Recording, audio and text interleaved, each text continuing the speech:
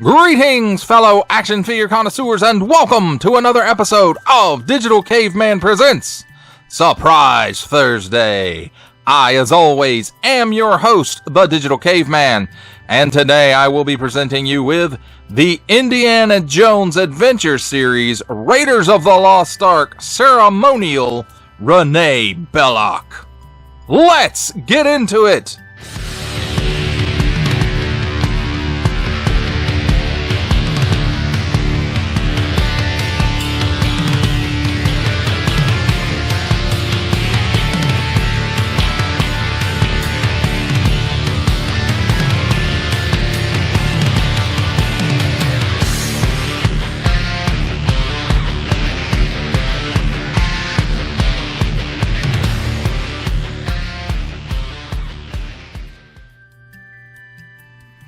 Let's begin with a look at the packaging.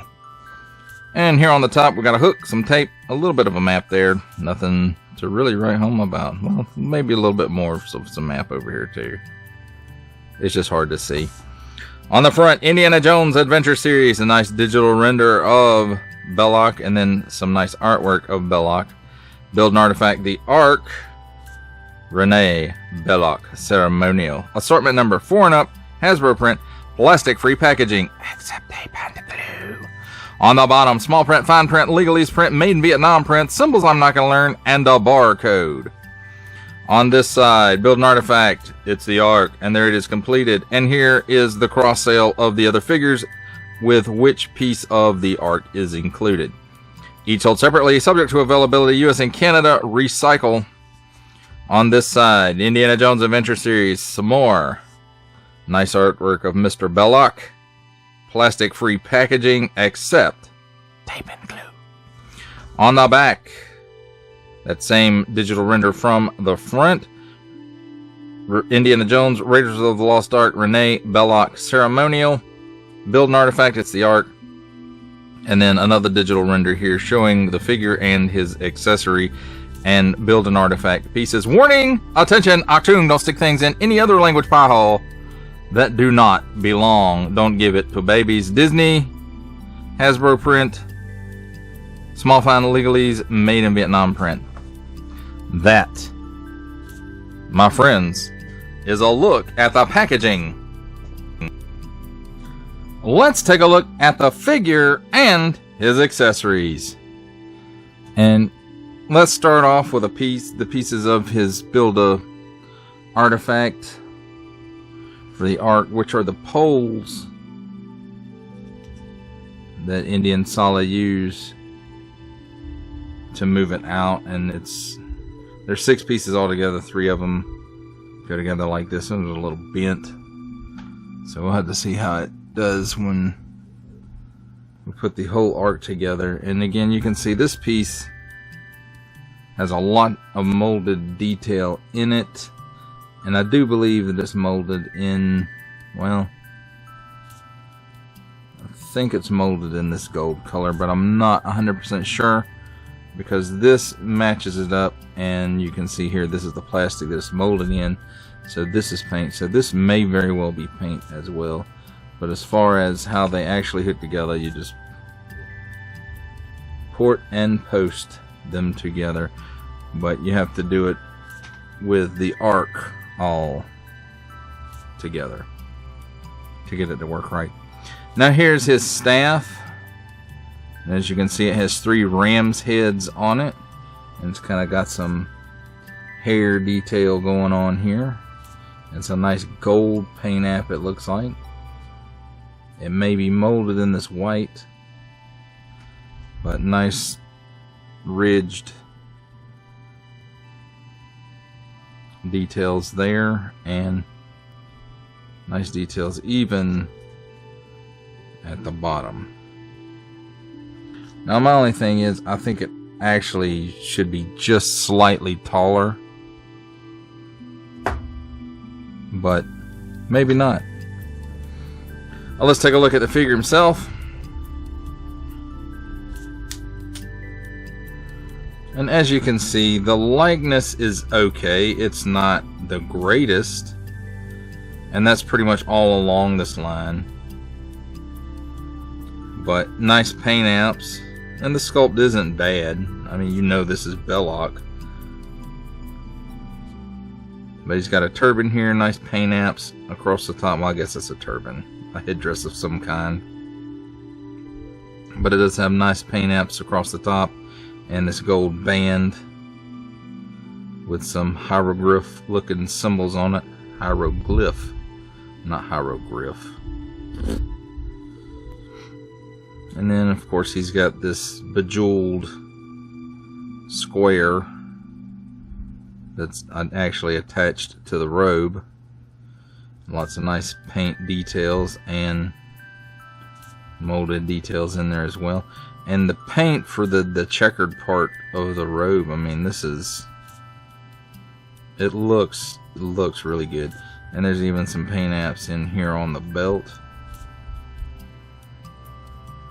And then that checkered pattern continues down here, and it's got this flower on it as well. And it's on the upper portion as well. And then you can see that it does have a nice split to the robe. And then it's multi-layered, 1, 2, 3 layers. As you can see, this layer is just right here glued to the bottom.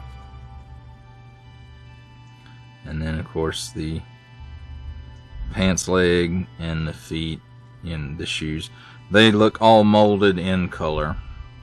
Let's take a look at his articulation. He can look up that high, and he can look down that far. He's got a ton of chicken neck. He's got all kinds of waggle. And I think the way this is put together, the neck is a separate piece from the torso and the head.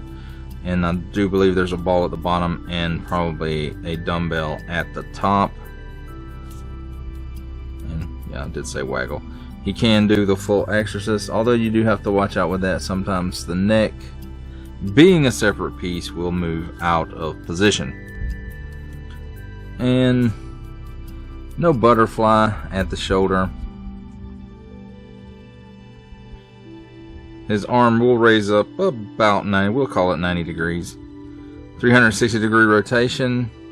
And there is a cut at the upper bicep where the sleeve fits into this part of the checker part of the robe. It's a separate piece, so they went ahead and put a rotation in there.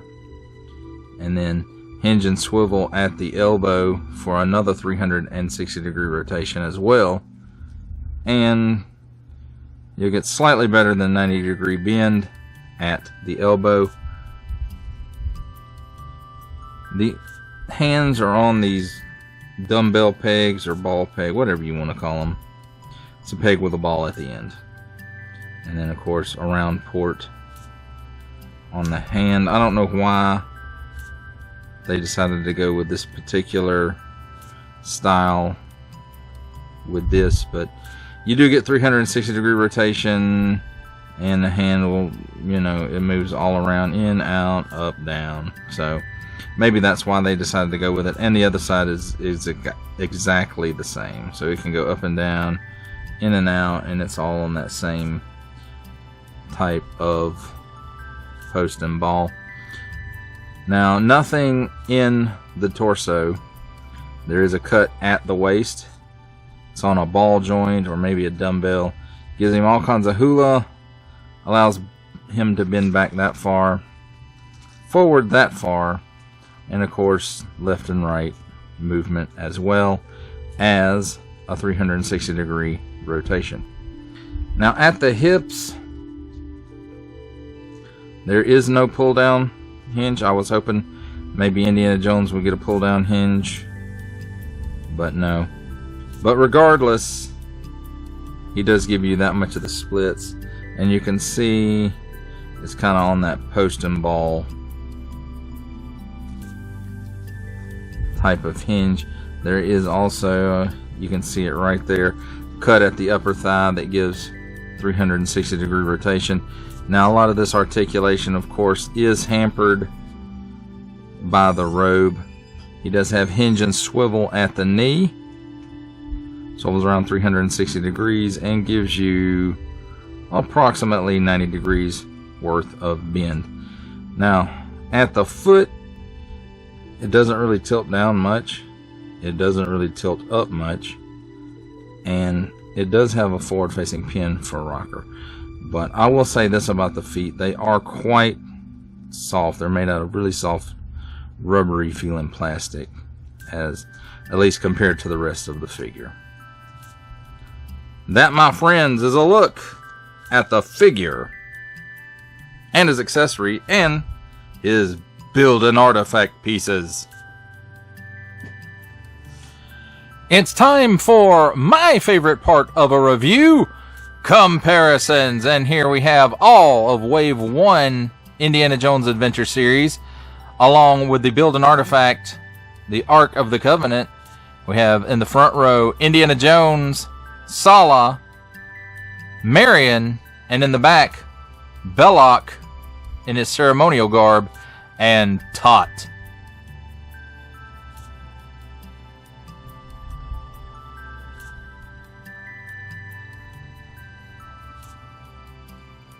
For our final set of comparisons, here we have Indiana Jones Adventure Series Ceremonial Belloq, with from Marvel Legends series making his cameo appearance, Stan the Man Lee.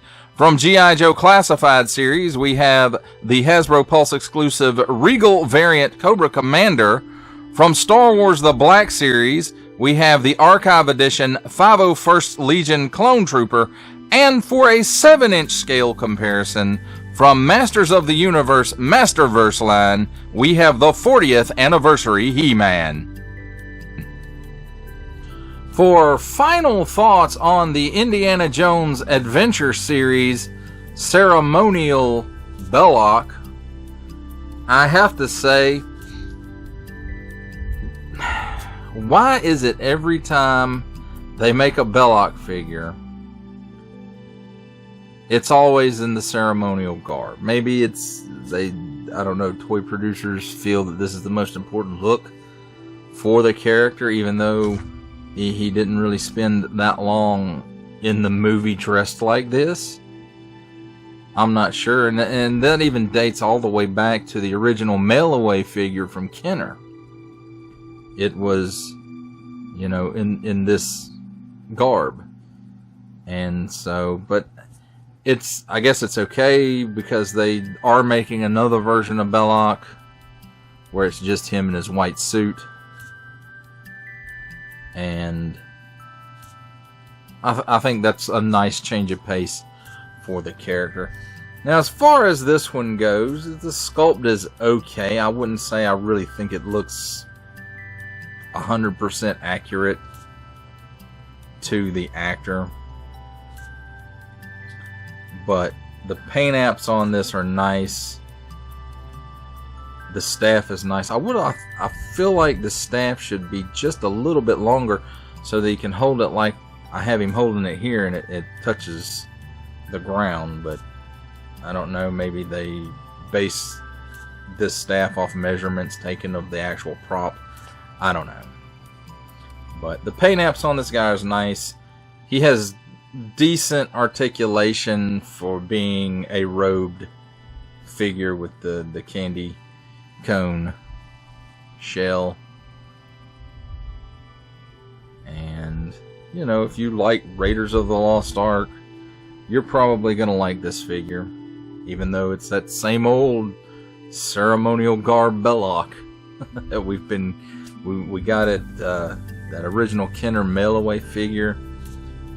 It was a figure the last time Hasbro did Indiana Jones, which was in a 3 3/4 inch scale, which was a nice line, by the way. So if you haven't checked that out, check it out. And you know, I mean, this is I guess the third time we've had a Belloq figure that I know of, that I can think of. I mean, there may be some high-end version of the character somewhere, but he's probably in this uniform or he comes with this garb. And, well, I have to say, overall, it's a nice figure. I'm not real pleased with the fact that pretty much the whole series uses that softer rubbery plastic for the feet. It just feels a little off. And the hands, I haven't quite made up my mind whether I like this new way to swap out the hands or the new articulation scheme for the hands with the dumbbell.